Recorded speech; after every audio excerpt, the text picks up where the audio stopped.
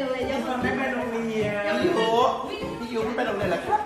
มีแต่คนอยากไปดูหนังโอ้ยพี่ยุมองไม่วางตาเลยอ่ะการที่มองไปทางนี้นะคะการไหนก็มองไม่วางตา